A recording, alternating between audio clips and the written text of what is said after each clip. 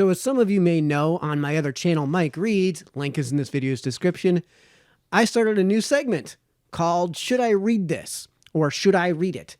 And this is a series where I pose books to my audience and I ask them if they want me to either read it on the channel or read it off the channel and provide them with a review, which is something I regularly do on that channel. So again, link is in this video's description to the channel, and I'll put a link in this video's description to the video as well, referring to the book that is in question, which I started with Jordan Peterson's new book, which is going to be 12 More Rules for Life. It is on pre-sale. So go ahead, please do let me know in that video's description if you want me to read that on that channel. So go ahead, check out that link. It's a follow-up to, well, I guess I don't have it right there. It's my other room. It's a follow-up to his enormously successful 12 Rules for Life, An Antidote to Chaos, which I'm in the middle of reading again right now, so I can do a proper review for that channel. So look out for that on that channel. Now, that said, news has broken that apparently a bunch of interns, if you will, a bunch of employees at the Australian publisher, which is Penguin Books, it looks like, have protested the publication of this book. They've protested in a potentially enormously lucrative piece of work from an extremely highly reputed and extremely highly decorated psychologist. So let's go to the most honest and forthright purveyors of good faith. Since we're in the middle of this series in philosophical concepts, it fits naturally into this series. It's not going to include it as part of that, but it's a nice aside to do while we're doing these philosophical concepts. Let's go to the great purveyors of truth, The Guardian. So today's lesson could well be a lesson in straw man, but we're not going to do that. We'll save that for a more toned down video where I don't use such a laughable excuse of a publication and such a cartoonish hyperbole of what the straw man is. And we're going to go through the entire article, so of course that's part of why we wouldn't be doing that on that series. But let us enjoy the article by Nathan Robinson with The Guardian entitled, Publishers Are Not Obliged to Give Bigots Like Jordan Peterson a Platform. So first things first, there's an argument in there that needs to be proved in addition to the overall claim and in addition to, and that of course needs to then be proved in addition to the message of the claim, the things that are behind the claim as well. So we've actually got three things going on here. One, Jordan Peterson is supposedly a bigot. This is a super dubious claim. It's not a claim that anyone would necessarily disagree with if you said Richard Spencer. However, Jordan Peterson, if you actually view his content, does not give off the air of being a bigot. But hey, maybe you know something we don't know. If that's the case, again, burden of proof is on the positive claim. You've made the positive claim. Now prove to us that he's a bigot. That's what you should be doing, step one. Then the other thing that you need to prove to us is that publishers are not obliged to give bigots like Jordan Peterson a platform. So how are we supposed to interpret that? Well, there's a subheading. Nobody has a human right to a lucrative book contract without regard for whether their opinions are sound or valuable. So what do they mean by this? This is the ethos behind it. They mean to strawman the position, what a human right is, and the claims of outrage about what's happening within the ranks of, in this case, Penguin Publishing. So Penguin Publishing apparently has a bunch of snowflakes in their midst, and a snowflake, by the way, is somebody who can't deal with actual reality. The snowflakes are people who, when you point out facts to them that are just plain and true, they tend to blow over with the wind. They get triggered. So that's what a snowflake actually is.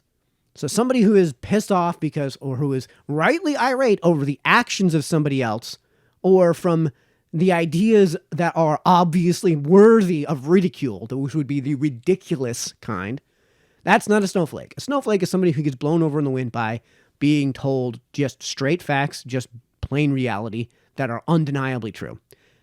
So nobody has a human right to a lucrative book contract.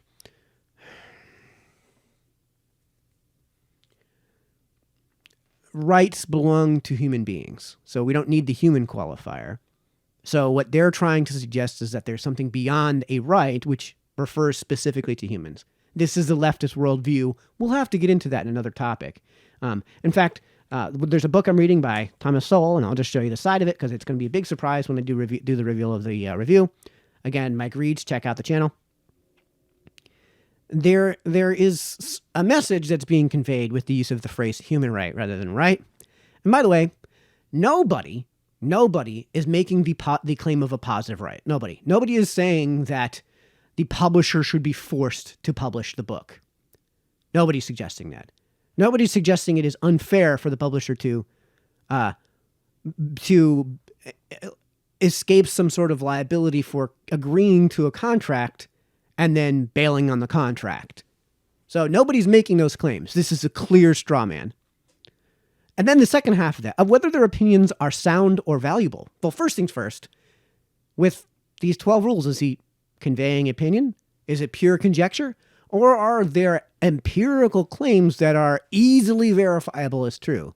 Or are there statements that are being made that no one denies? For example, if the book was simply 2 words long, gravity exists. Is that a matter of opinion? Is that an opinion or is that an empirical standpoint? And one which everyone who is not completely batshit agrees with. And by the way, sound or valuable opinions? Opinions don't have to necessarily be sound or valuable. And by the way, valuable in that respect is entirely subjective. And I realize that's what I'm offering here, is my opinion on how unreasonable this opinion is. There is such a thing as a take which is unreasonable. There is such a thing as something that is worthy of ridicule. Sound refers to an empirical claim. Sound refers to an actually logical statement. Sound means, in this case, follows an order of logic that could be described as logically coherent. That means that if A, then B, right? That sort of thing. That's what sound means, right? If I set fire to this room, it will get very warm in here because it's going to be on fire. That is a sound opinion. However, if we're talking about somebody who does not feel temperature change, and there are people who lack that sensory perception, they will not feel it getting warmer.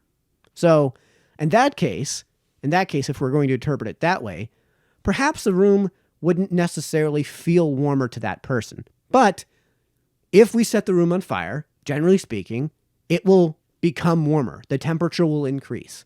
That is a logically sound argument. Opinions are not that. An opinion would be something like, the Beatles are the greatest musical act of the 20th century. The Beatles are awesome.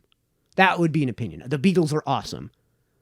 There's no way for me to tell you that that's sound, that follows a certain logical train, which is logical.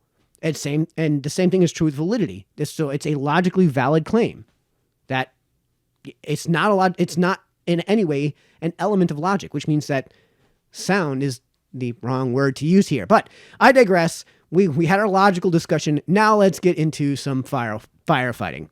Jordan Peterson, the Canadian psychology professor and lobster-loving coach. Okay, he mentions it in a few pages of the first chapter, but go on. Who came to public attention after refusing to use the preferred pronouns of transgender people. Also, that's a gaslight.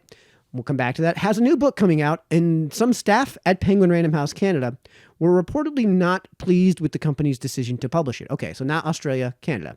And it was Penguin Random House. So, no, Jordan Peterson has made this incredibly clear. He has not refused, let me find this again, refused to use the preferred pronouns of transgender people. He hasn't said that. He said that he has refused to comply with a compulsion to a specific, with a compulsion coming down from government halls. He has repeatedly said, and when I say repeatedly, hundreds of times on camera, said that if a student walked into his classroom and said, I would prefer if you referred to me as he, even though clearly it's a she. I would prefer if you referred to me as she, even though that dude's Adam's apple is as big as his balls, right? He's repeatedly said he'd be perfectly okay with that. He's repeatedly said that if somebody in his family at the Thanksgiving dinner table said, guys, you know what? That wiener that's dangling between my legs, you know what? It's just out of place there. I think I'm a she. So start calling me she. Jordan Peterson has said repeatedly that in that circumstance, of course, he would refer to that person as she. So, no, this is a complete gaslight of his position. When the publisher announced that it would be bringing out Peterson's Beyond Order, 12 More Rules for Life, a sequel to his 2018 bestseller, 12 Rules for Life, which is at least an understatement. It wasn't just a bestseller. It was the second best-selling book of the year, and I believe the second best-selling book of 2019 as well, and is one of the most lucrative book sales for the publisher anyways, ever. Management received dozens of complaints from staff. At a company town hall meeting, some employees were reportedly in tears as they described how Peterson had radicalized people in their lives. This is what I mean about snowflakes. These are people who are crying because of a misconception, because they politically disagree with people that are in their lives. That's what a snowflake is. When Ben Shapiro describes the left and describes a position of the left and says this is ridiculous, that's not him being a snowflake. This is snowflakery. When people are literally crying, not crying out, but in tears because of the fact that there are people in their lives that don't perfectly align with them politically. And by the way, town hall meeting, Ben Shapiro talked about this on his show. No reasonable company is going to be doing this, right? The publisher has a chain of command. They make decisions and they stand by them. That's it. The inmates don't rule the jail, the madhouse, right? Predictably, the staff who complained were criticized as oversensitive and excessively woke, probably because they were. The Telegraph suggested that intolerant social justice warriors were trying to censor Peterson. Okay, so we'll fix this in editing. But we're going to have to switch transition here.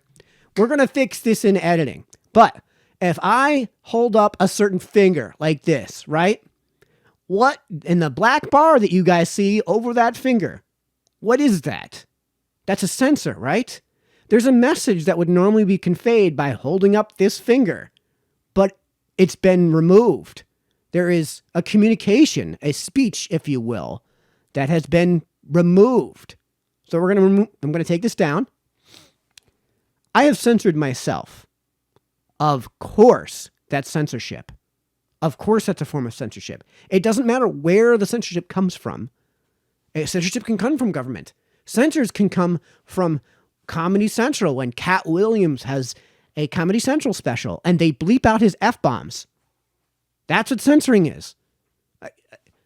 I can't believe I have to define what this is. But of course, that's what they're calling for. The Telegraph, commentator Majid Nawaz said that it showed an, quote, insidious danger facing our culture, end quote, now that, quote, book publishers want to ban books, end quote. Do you not, The Guardian, do you not honestly see the irony in publishers not wanting to publish a book they've already contracted to publish? Reasons... I can't pronounce that. Soav said that militantly woke staffers at these places are determined to suppress viewpoints they disagree with, which is exactly what's going on. That's the thing that's being described here.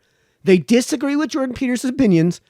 They want his opinions and his statements.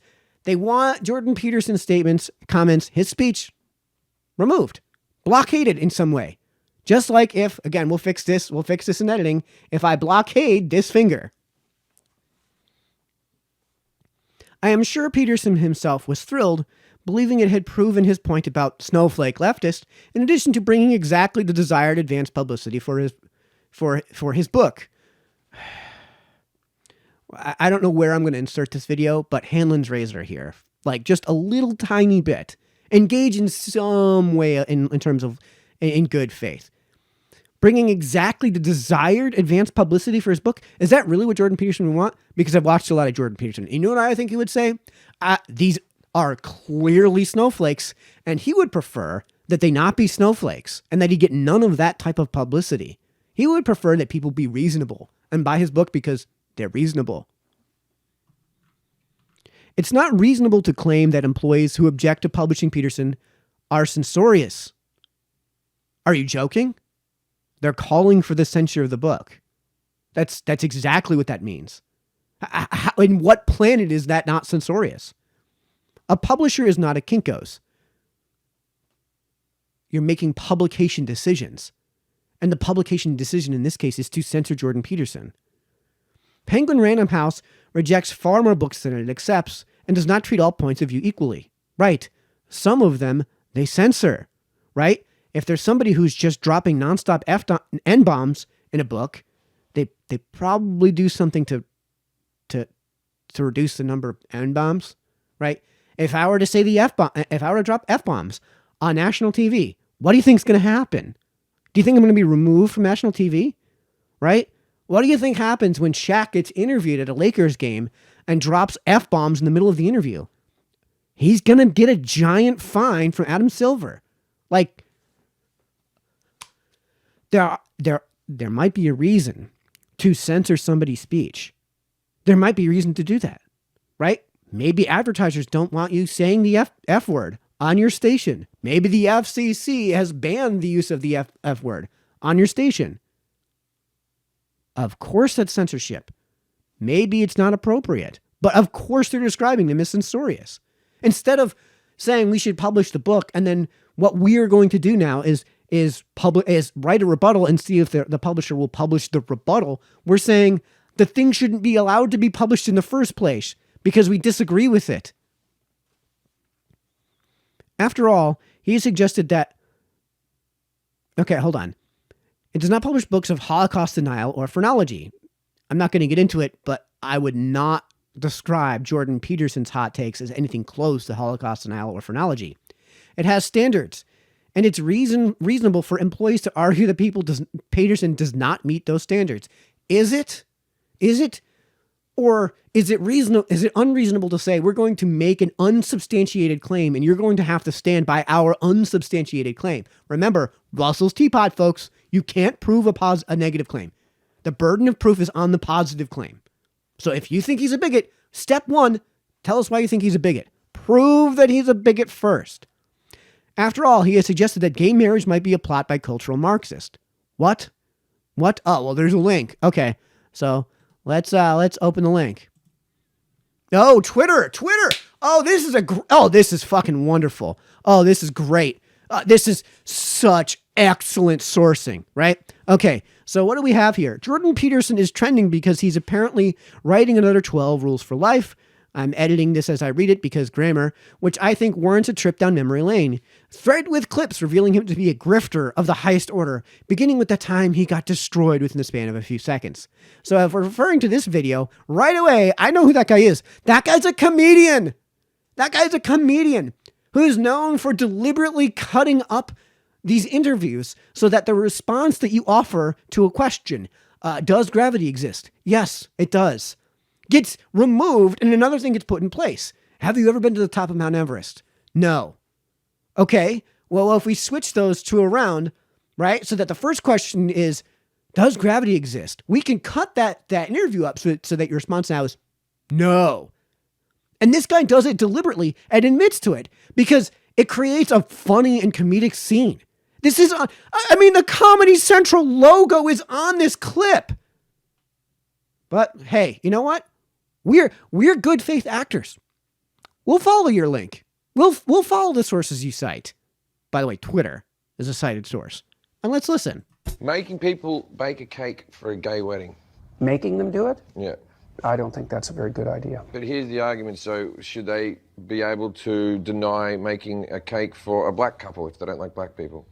First things first, yes, they should, obviously. And that's why the First Amendment exists, right? If they don't want to bake that cake for that black couple, then you have the right to lambaste them on Twitter and Facebook, etc. You have the right to go across the street, open up a bakery, and have that bakery be the guy across the street from me is a racist bakery, right?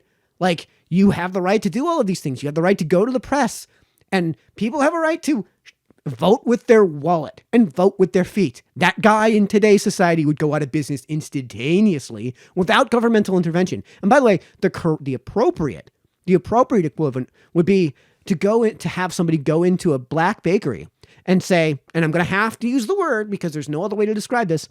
I want you, black man, in this black bakery that specializes in making cakes for black people, to bake me a cake with a stick figure black dude getting lynched like a hangman, like the game of Hangman, a drawing like that with the game where the title underneath it, the caption underneath it says, "All niggers must hang," or "Murder all niggers," something like that. And of course I have to say niggers because if I say N-word, then you might interpret that as the cake maker using the letter N hyphen W-O-R-D. No. Imagine if you went into a black bakery, again, that specializes in, say, black weddings, and asked them to write that on a cake. Do you really think that bakery is going to do that? Do you really think that it's appropriate for the state to force that bakery to do that? Like, what planet are you living on? That's the appropriate correlation. Allowed to? Analogy, I mean. Probably. That doesn't mean it's right. Oh my God, that's perfect. To? Probably. People. Allowed to? Probably. That doesn't mean it's right. Okay, so he said it's wrong. But his moral position is not the legal position he takes.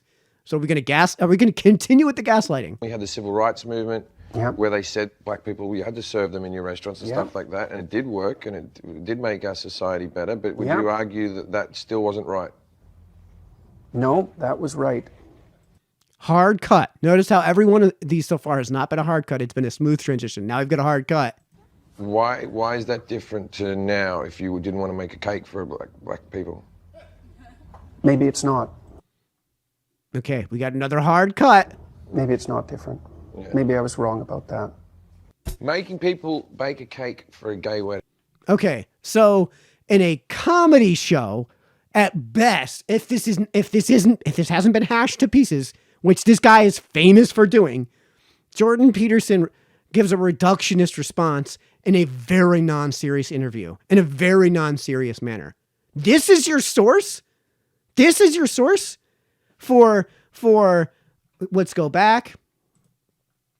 This is your source for, he has suggested that gay marriage might be a plot by cultural Marxists? Are you nuts? Do you know what kind of a leap you have to make to get from that interview to that statement? That women wearing makeup in the workplace is sexually provocative. I don't even have to click on the link. Of course, if you wear red lipstick, it provokes men in a sexual manner. It may not mean that it is their intention necessarily, that they've made a conscious decision to provoke the men in a sexual manner. But that's what's going to happen. Obviously, if you punch a guy in the face, he's going to be provoked into punching you in the face, despite the fact you haven't told him to punch you in the face. Of course, this is true. That trans women aren't women. Again, we're not going to click on the link because they're not capable of having babies. Okay. Jordan Peterson, again, this is common knowledge to anyone who's spent 10 seconds honestly reviewing his actual body of work. He's never said that is such a reductionist take. He has said, in the nuanced take, because we're good faith actors, that there is a causal connection. There is a causal link between sex and gender, and that sex has a clear and discrete biological definition in which there are axiomatically only two sexes. What is sex? Well, sex in biology is the potential parent you would be in sexual reproduction. In human beings on planet Earth, the only way you can do that, if you build your Punnett square, what are the titles of the axes? I don't need to know the chromosomals, right? I just need to know the titles of the axes, right? One is male, one is female. You can't possibly reproduce with two ova in humans. You can't possibly reproduce with two sets of spermatozoa in human beings, right? In human beings, you have male gamete, you need female gamete. In order to reproduce sexually, you need one female gamete. You need some of column A and some of column B. You can't just have column B. You can't just have column A, right? You have to do that. Now, I know what a lot of people are going to say out there. Well, there's lots of people who can't produce sperm and who can't produce eggs. Yeah, there's a huge section of our society today that can't produce sperm or eggs. They're called children. And in that case, we can still determine which parent they would potentially be. When I say parent, I mean the biological version of parent, like parent cell. And in the case of mitotic reproduction rather than meiotic reproduction, it would be parent cell and daughter cell. But in human beings, we don't go through mitotic reproduction. We have only sexual reproduction, and in that case, we need a male gamete and a female gamete, and we need this gamete, which is ova, and we need this gamete, which is sperm. And the way we determine if they are those things, the way we label them is male and female. This is useful in biology for determining if you can get people to reproduce. So we can determine if those children would potentially be somebody who would produce either the male or female gamete. And the way we can do this is through their DNA. No, I realize that like chromosomal analysis is not sufficient to perfectly determine somebody's sex. DNA analysis is. And notice that when the left combats, chromosomal, the existence of only two sexes in human beings, they'll always say, well, chromosomal analysis isn't enough. Right. Now let's talk about DNA analysis. Well, you won't see them do that. You just won't see them do that. And he said that there's a causal link between sex and gender, which we'll have to spend an entire extra video on, but there definitionally is. If you knew anything about Germanic languages, which is what English is, if you knew anything about the history of the English language and understood anything grammatically about Germanic languages, you would understand that there is a direct causal link. And when we're determining somebody's gender, right, we're determining it, right? We're not labeling them with the gender. We're determining the gender.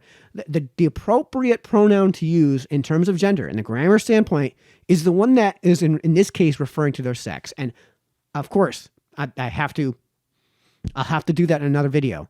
But he hasn't even gone that far. What Jordan Peterson has said is that there is a causal link between sex and gender, and there obviously is. So to offer as a straw man the reductionist version of that highly nuanced perspective that trans women aren't women, this is just utter bad faith. And then because they're not, quote, capable of having babies, end quote. Okay. First things first, I noticed you didn't link to that claim. That's a separate claim, and you've got lots of links in here in this paragraph. You didn't link to that one. And it's 4 words. Could it be that either the quote's not true, or that you've taken it so blatantly out of context that if you linked to wherever you got it from, the readers would instantaneously know this was a load of shit? That women cannot handle the truth.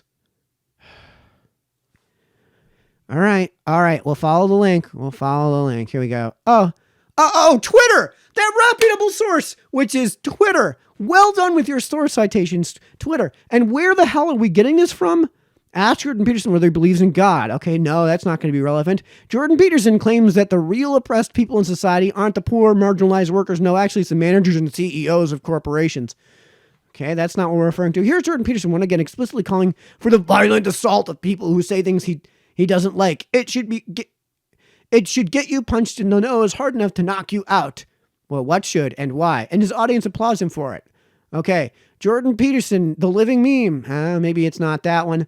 When Jordan Peterson is around women, he has to remove 90% of himself because they can't handle. This has to be the video he's talking about. So let's pause this. Let's go back to the beginning and 24 seconds. Let's just listen. If I'm in a mixed gender discussion group, I have to basically remove about 90% of myself. Because if I was who I am, the discussion wouldn't even get off the ground. I have to rein myself in and be so polite with the women I've worked with. Politeness trumps truth. Politeness trumps truth. You bet. If I'm in a mixed gender discussion group, Okay, if I'm in a mixed gender discussion group, what's the discussion group about? What's the discussion group for? Because it seems like what he's describing are blue-haired, screeching harpy, radical feminazis. And in their case, yes, of course you have to hold back.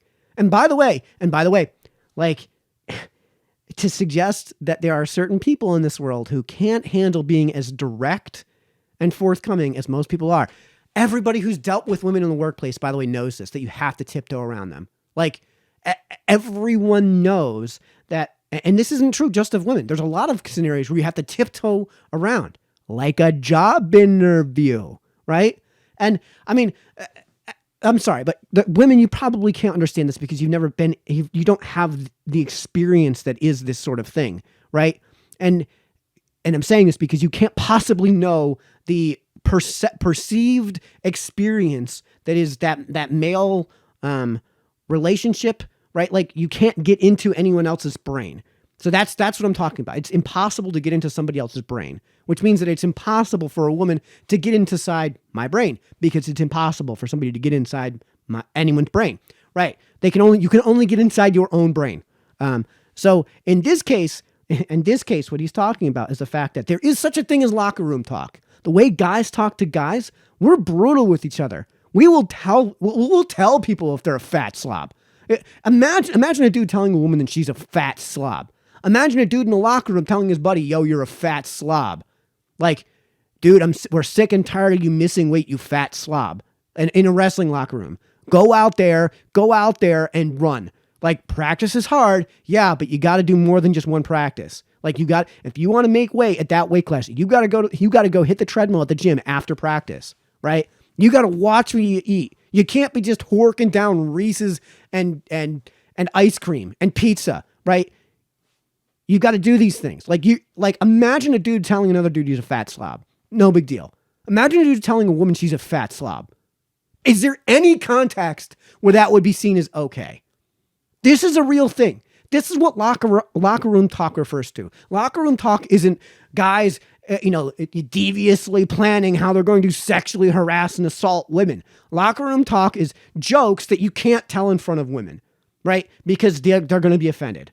And they're by the way, they're jokes, right? And in many cases, they're not jokes about women. In many cases, they're just jokes that you just can't tell in front of women.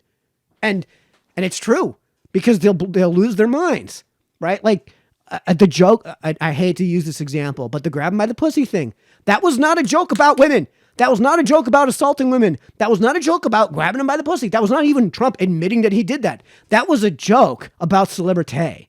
That was what's called the use of hyperbole in a comedic manner. He said you can go, when you're a celebrity, you can get away with all these, you can get away with, in the case of OJ, murder. Because in the case of OJ, he was a celebrity and therefore got away with murder, literal murder. And like, this isn't a controversial take. This just isn't a controversial take. Like, first things first, I don't know if this is even accurately describing what he's saying because we're missing the first half of this. Like I said, what kind of group? What kind of group are we talking about? Again, if it's happening on a college campus and it's one of these SJW groups about like bringing diversity to the campus, well, of course he's going to have to hold his tongue. Excuse me, your folks apparently have too many tabs open. And that transgender activists are comparable to mass murdering Maoists? Okay. All right, we'll do this one too. Scraps from the left.com. Jordan Peterson's Channel 4 interview by Kathy Newman, full transcript. Are you serious? Are you serious? On what planet? On what planet did you get that out of that interview? I've seen that interview, I don't know, half a dozen times. I've seen, we've gone over parts of that interview on this channel. There's no rational take, let alone reasonable. There's no rational or reasonable take from that interview that would lead you to the conclusion that he believes that transgender activists are comparable to mass murdering Maoists. In fact, I remember that statement that you're talking about. It was from that. And Kathy Newman was the one who brought up that straw man. And he was like, no, that's not what I said. That interview is the origin of the "so you're saying" meme. That interview is the perfect example of straw manning. Because Kathy Newman did nothing in that interview but straw man Peterson's takes. And then he had to say with virtually every response he offered, no, that's not what I said. And in this case, what he was talking about is that the ideas, the ideologies that are behind what where these transgender activists get their ideas are the same basic principles that guided the Maoists in China. Like, this is not what he said at all. And by the way, it's a perfectly reasonable take, right? Hayek wrote about this in the 40s in his Road to Serfdom, that there is a certain ideology that undergirds tyranny, generally speaking. And in the case of communism and fascism, the path to each, right, is a shared path in many respects. So, I mean, we're like, what is 2 paragraphs in, and he's gotten almost nothing correct about his takes on Jordan Peterson. He peddles debunked scientific theories. All right, let's see what scientific... Oh, Twitter! Oh, great, another sort... Oh, my God, we're going through this thread again. Oh, my God. I wonder what science that is. I'm not even looking. It's terrible. I'm not going through that. And dangerously dodgy diets. Which diet is this? Oh my God, Jordan Peterson's diet, which he's explicitly said on multiple occasions that you shouldn't engage in. That it's a diet geared specifically to him because of certain dietary restrictions and disorders that he has that are incredibly rare. And then he says, you should not be engaging in. This is an incredibly difficult diet. Jordan Peterson's all-meat diet raises questions. No, it doesn't. This was a diet recommended to him by his own doctors because of a clinical condition that he suffers from. And not only him, but only a handful of people suffer from. That was specific to Jordan Peterson. He's gone way out of his way to say you shouldn't engage in this.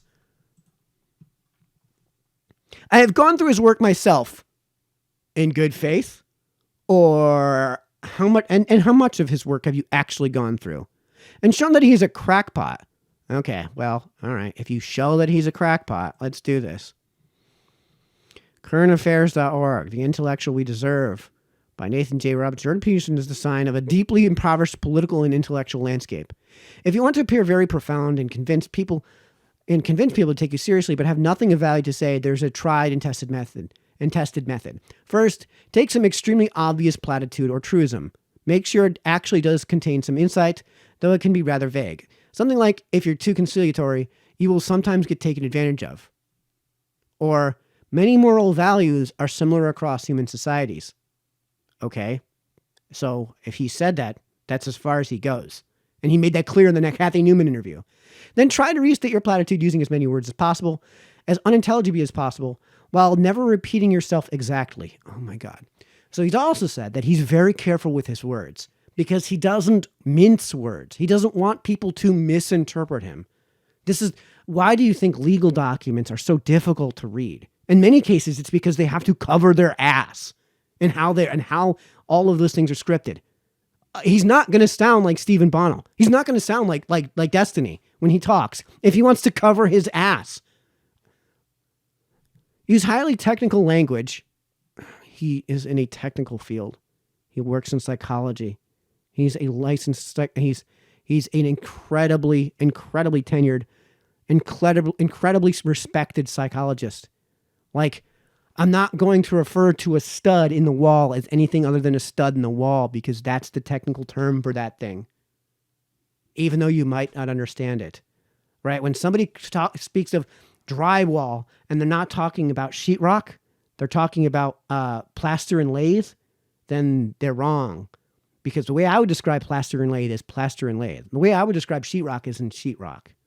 So there's a reason he does this, and it's because he works in a technical field. Drawn from many different academic disciplines so that no one person will ever have adequate training to fully evaluate your work. Construct elaborate... He refers to peer-reviewed studies and journals. His work has been peer-reviewed. This is definitionally not true. Construct elaborate theories with many parts. Draw diagrams, which is useful. Use italics to deliberately indicate that you are using words in a highly specific and idiosyncratic sense. Sometimes it's helpful to use italics. Sometimes it is prescribed, such as in a legal document, to use italics in certain cases. And in the law, when you use something like ipso facto, Well, let's just stick with ipso facto.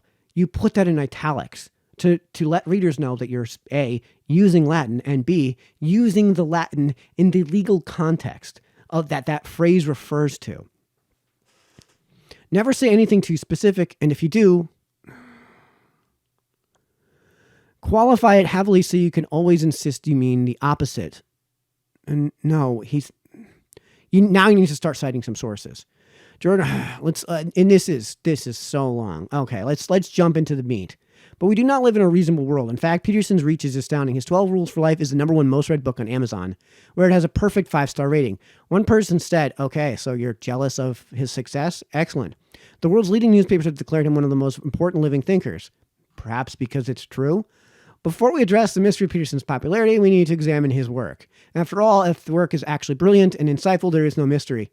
Do you realize that this whole article is about using an excess of words, using unnecessary verbosity to mar the reader down so that they can't get to the actual claim. And your first claim is, what is this? 4 paragraphs into the article? An article which is, oh my God. Yeah, okay, no. So the way you would properly cite this is to break this up into some sort of, I wouldn't say page enumeration, but some sort of enumeration, and you would refer to the enumerated section so that this is not impossible to discover what it is you're talking about. Which, by the way, is hilarious irony that the article is about burying subjects so that the listener or viewer or reader can't possibly actually get to the meat of what you're saying. And you've done exactly that. When Pankaj Mishra wrote a critical review of Peterson's work in the New York Review of Books, Peterson called Mishra a prick and said he'd slap Mishra. Oh my God. Okay. All right. Oh man, more Twitter. Jesus, dude. Like, this is worse than Wikipedia citations. I'm sorry, but I don't know if I'm going to read this. Okay. And you call me a fascist, you sanctimonious prick. If you were in my room at the moment, I'd slap you happily.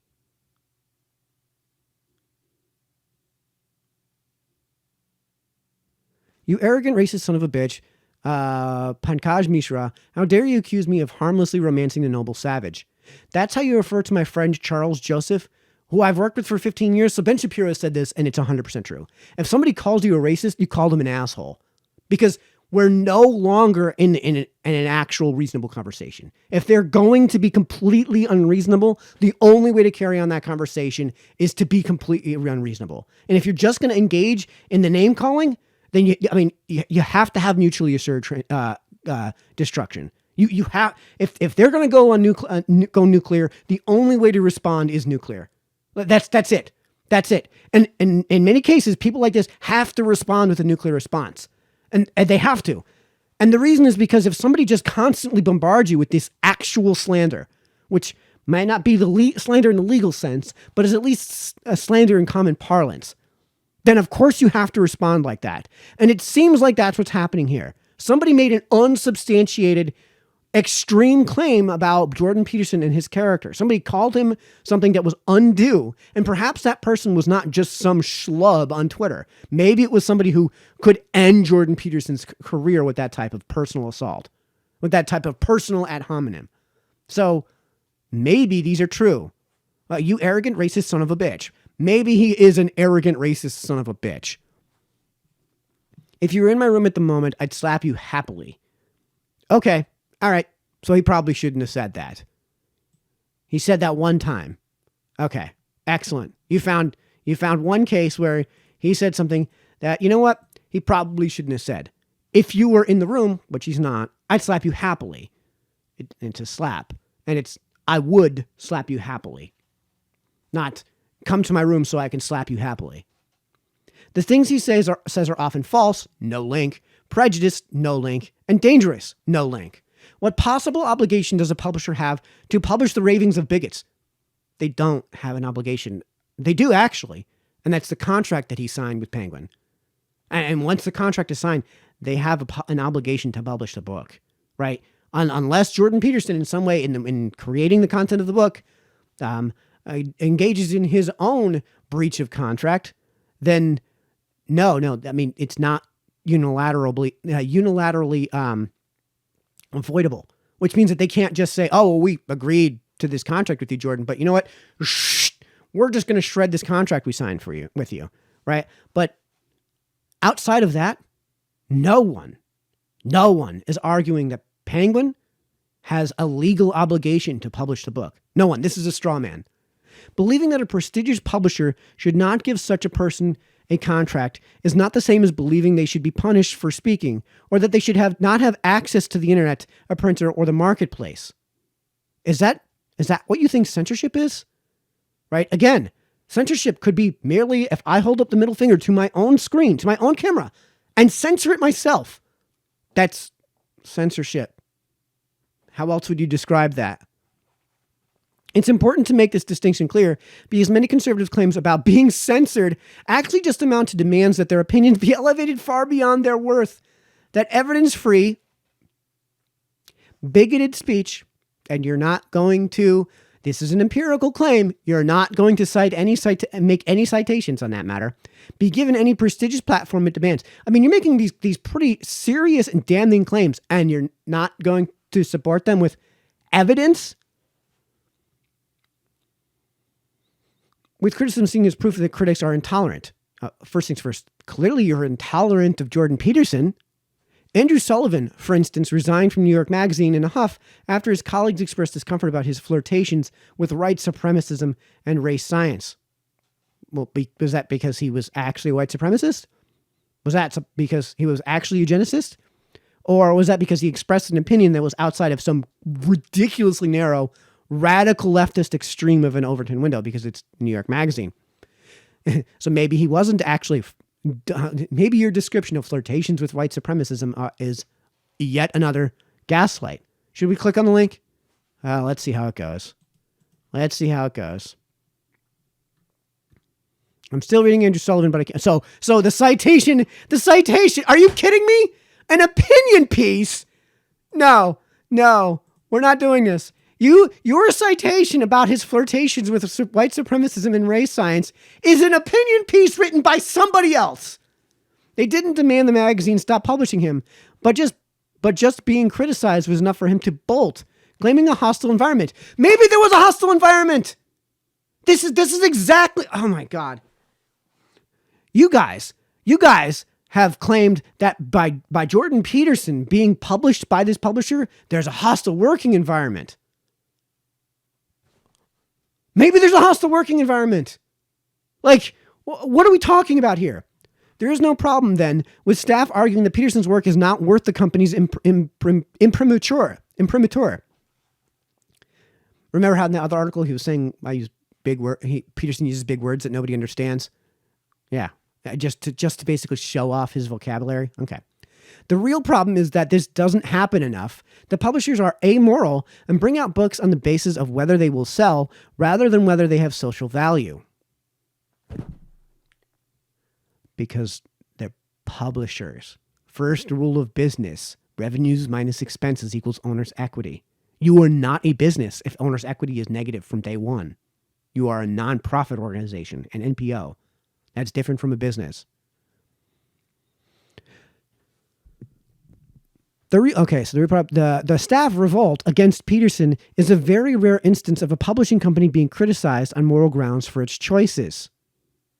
No, you guys have criticized everyone. You guys are criticizing the publisher for publishing it. You're defending the side that's criticizing the publisher for publishing the book. Hello. After all, war criminal Henry Kissinger has published with Penguin Random House and Macmillan. Yeah, you want to talk about Mein Kampf being published with Random House and Macmillan? People responsible for the atrocity of the Iraq War, like George W. Bush and John Bolton, have brought books out with major publishers, even though the human toll of their decision-making is far greater than that of Jordan Peterson. Okay. So maybe they shouldn't be protesting that this publisher is publishing Jordan Peterson. We should hope for more revolts like the one against Peterson. Are you kidding me? So we should hope for more criticism of publishers. Do you realize how that contradicts the point you just made? And the one that occurred when Simon & Schuster dropped racist provocateur. Okay, Milo Yiannopoulos is 100% a provocateur. But if you actually talk to the guy, no, he's not a racist. He's not even close to a racist. But let's click on a link. Here we go. Racist provocateur. Here we go. Here's how Breitbart and Milo smuggled white nationalism into the white mainstream. Okay. No, Milo was the one who convinced Breitbart to walk away from the quote unquote alt-right. Milo was the one who was deceived by the alt-right because they used the moniker alt-right. He was the one who thought that they were literally just an alternative to the right wing, and or an alternative version of the right wing, kind of like libertarianism. And it turns out they were just overt racist, using a non sequitur to describe themselves. Milo very quickly figured this out and distanced himself from those ideologies. He made that point explicitly clear, but yet he's been yeeted. He's been yeeted because you label somebody a racist and they're gone. They're gone. Yeeted. Goodbye. You don't need evidence to that, except of course, if they're somebody like Ta-Nehisi Coates who peddles actual racism because he's on the left, so he's okay to peddle actual racism. Of course, there are strategic calculations because a huge part of the conservative brand is the feigning of persecution. If book contracts are canceled, right-wingers will claim that they are being silenced for expressing disagreement. Okay, what happens when it's impossible for me to say something along the lines of the Austrian school is a more accurate way to describe economics than the Keynesian school? That might not be true in your opinion. That's a matter of opinion. And that might not be true in your opinion, right? You may disagree with that opinion, but it's incredibly innocuous that the Austrian school is a better way for describing economics than the Keynesian school. Okay, what happens when you can't do that? What happens when you, like, because you one time voted for a Republican, you can't use your credit card, you can't open a bank, you can't spend your money at any business? What happens when you are literally starving because one side of the political aisle has persecuted you to a point where you can't actually go out and do anything? Right, we have to take these to their logical end, because if you don't take these ideas to their logical end, then by allowing them to pervade, they will naturally tend towards their logical end, and there won't be any way to defend against taking them to their logical end.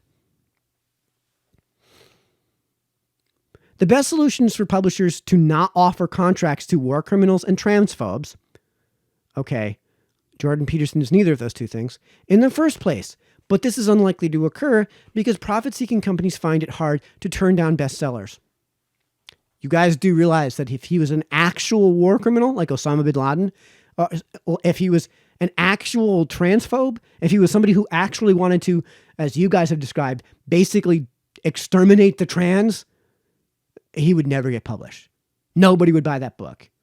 There's no way that book would be bought. In fact, there might be some great sales from that book, but that publisher is never seeing another one of their books getting published again. You're going to get a boycott against that company for that book, right?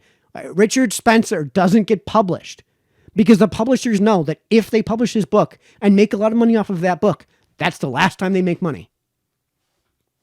We will soon see whether any of the big five publishers can resist the windfall that would come from publishing Donald Trump's presidential memoir. Oh my God, here we go again.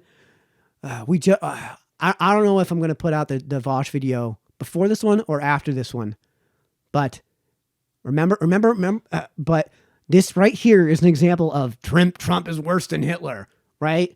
This is right here.